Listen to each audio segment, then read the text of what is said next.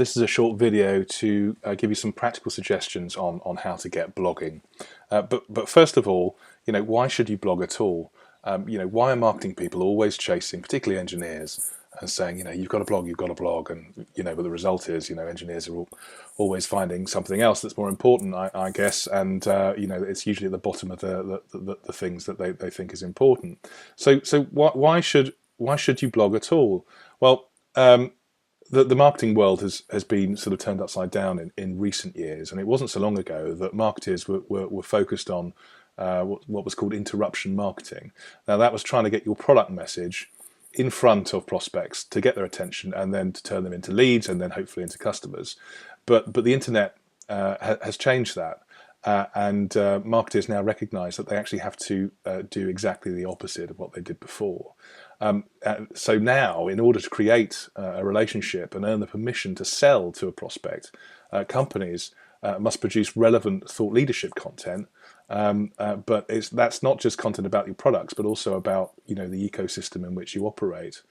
So the critical ingredient into creating the engagement and trust and thought leadership in order to achieve that with the customer is through content, and it's content which attracts prospects to the very top of the funnel, and it's content which drives them through the funnel, and when they come out at the bottom they become a customer. It's absolutely crucial. So we as a business need to develop a content engine that regularly produces high quality and content, and lots of it, if we're going to succeed. And blogging, whether it's technical blogging or whether it's more sort of business orientated blogging, is a crucial component to building that content engine. So what next? How do I get started? Well, here are 13 suggestions on how you can start blogging and contributing to the company's mission to become a content publisher. So the first step is, what is your business goal? What are you really trying to achieve? Anything you write should always be aligned with the larger business objective, the goal. That goes for individual blog posts that you're doing on your own blog as well, if they relate to work. And the key is that you really need to care about what that goal is, what you're writing about, and don't try and fake it. Blog readers are really allergic to insincerity. And if you don't care about what you're writing about or the goal that you're trying to achieve, then nobody else is going to. So let's say that your goal is, I want to drive awareness and interest in the launch of our incredibly new, cool services orchestration software, and we want to drive adoption. The first thing you need to do is, if that's your goal, you need to then reframe. And the reframing process is all about trying to relate it to that goal, to your readers. So you need to ask yourself questions like, why would that goal matter to them? And why should they care about that goal? And what, if I write this blog, what are the clear takeaways going to be for them as well? And a good way of reframing your objectives is to go through a thought process like this, and using the so what because kind of approach. So we'll go back to the goal that I set out before. I want to drive interest and awareness in the launch of our new cloud orchestration software. So if you're trying to relate this to the reader, so you ask the question, which they will ask, well, so what? And your reply will be, because our new software makes it easy in 3 specific ways to build and deploy workloads in public and private clouds. And again, they're going to ask, well, so what? So you say, because OpenStack is hard, and it causes a lot of frustration and suffering for organizations that want to deploy cloud environments without paying for expensive proprietary tools or hiring, expensive cloud specialists to build and maintain them. And you can ask the so what question again until you get to the point whereby you're going, I don't know.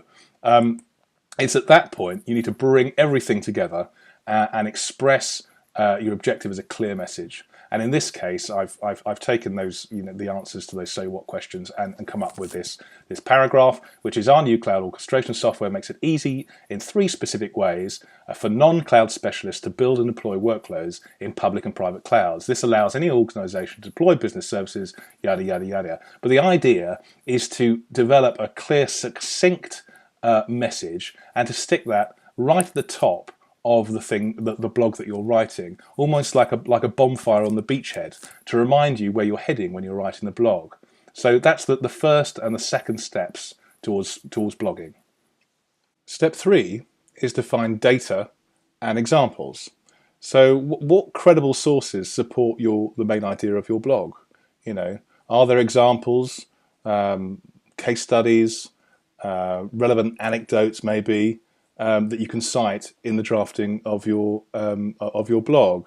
Now, we're not discounting your own experience. I mean, that's important, but at the same time, you can't really rely exclusively on it. So maybe you look for some research that quantifies the problem that you've identified. You know, who else has dealt with this problem? How did they deal with it? Was it, did they fail or did they succeed? You know, can you then go out and talk to those people to get their first-hand horror stories, if you like, or advice from them to substantiate the points that you're trying to make. Step 4 is organize. What structure helps communicate your point? For example, do you want to do a list post? 13 steps to help you blogging, for example, or do you want to draft the blog as a how-to guide? They're often very well received by technical people. Or do you want to do a client narrative, a case study? There's lots of different ways in which you can structure and organize your content. Step 5 is to personalize your blog. Now imagine the one person you're trying to help with this piece that you're writing, and then write it directly for that person. This approach helps you connect your writing with the reader. And helps them relate to the issue you're writing about. I mean, you might even want to go as far as starting your draft with dear, your best friend's name, or dear, your favourite customer, or whatever it might be. Step 6 is the ugly first draft. Now, this is a sort of show up and throw up kind of approach to writing. You get stuff down, you're writing badly, you don't worry about typos, any spelling mistakes, that's fine. Grammar, it's not important right now. You can write incomplete sentences. You don't need to check for readability. Just get it down on paper before you start assembling your thoughts together into something coherent. Then you need to walk away, which is step 7.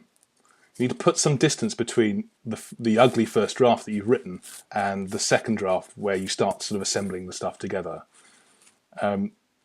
Work with the time that you have available.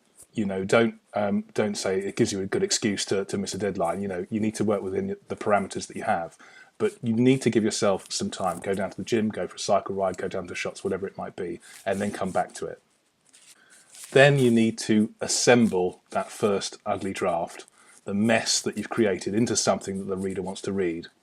And the best way to do that is to swap places with the reader as you do so.